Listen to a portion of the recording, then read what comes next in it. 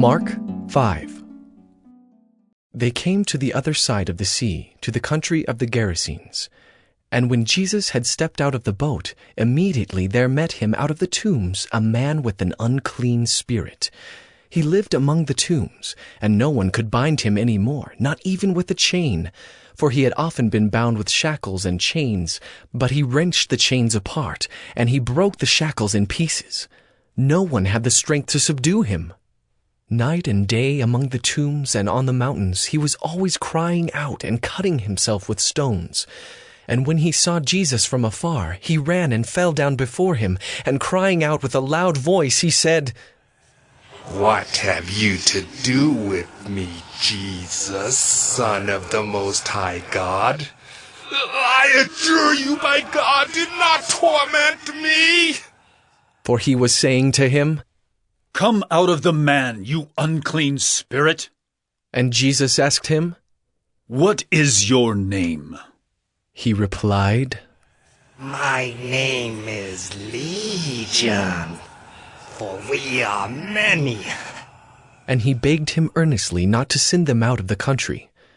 Now a great herd of pigs was feeding there on the hillside, and they begged him, saying, "Send us to the pigs, let us enter them." So he gave them permission. And the unclean spirits came out and entered the pigs, and the herd, numbering about 2,000, rushed down the steep bank into the sea and were drowned in the sea. The herdsmen fled and told it in the city and in the country, and people came to see what it was that had happened. And they came to Jesus and saw the demon-possessed man, the one who had had the legion, sitting there, clothed and in his right mind, and they were afraid. And those who had seen it described to them what had happened to the demon-possessed man and to the pigs. And they began to beg Jesus to depart from their region. As he was getting into the boat, the man who had been possessed with demons begged him that he might be with him. And he did not permit him, but said to him, "Go home to your friends, and tell them how much the Lord has done for you, and how he has had mercy on you." And he went away and began to proclaim in the Decapolis how much Jesus had done for him, and everyone marveled.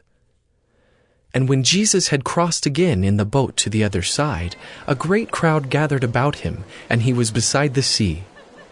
Then came one of the rulers of the synagogue, Jairus by name, and seeing him he fell at his feet, and implored him earnestly, saying, "My little daughter is at the point of death.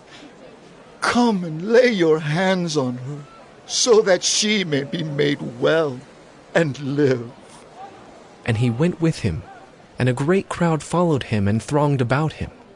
And there was a woman who had had a discharge of blood for 12 years, and who had suffered much under many physicians, and had spent all that she had, and was no better, but rather grew worse. She had heard the reports about Jesus and came up behind him in the crowd and touched his garment, for she said, "If I touch even his garments, I will be made well." And immediately the flow of blood dried up, and she felt in her body that she was healed of her disease. And Jesus, perceiving in himself that power had gone out from him, immediately turned about in the crowd and said, "Who touched my garments?" And his disciples said to him, "You see the crowd pressing around you, and yet you say, 'Who touched me?'" And he looked around to see who had done it. But the woman, knowing what had happened to her, came in fear and trembling and fell down before him and told him the whole truth. And he said to her, "Daughter, your faith has made you well. Go in peace and be healed of your disease." While he was still speaking, there came from the ruler's house some who said, "Your daughter is dead. Why trouble the teacher any further?" But overhearing what they said, Jesus said to the ruler of the synagogue, "Do not fear, only believe." And he allowed no one to follow him except Peter and James, and John, the brother of James. They came to the house of the ruler of the synagogue, and Jesus saw a commotion, people weeping and wailing loudly. And when he had entered, he said to them, "Why are you making a commotion and weeping? The child is not dead, but sleeping." And they laughed at him. But he put them all outside, and took the child's father and mother and those who were with him, and went in where the child was. Taking her by the hand, he said to her, Talitha cumi, which means, little girl, I say to you, arise. And immediately the girl got up and began walking, for she was 12 years of age, and they were immediately overcome with amazement. And he strictly charged them that no one should know this, and told them to give her something to eat.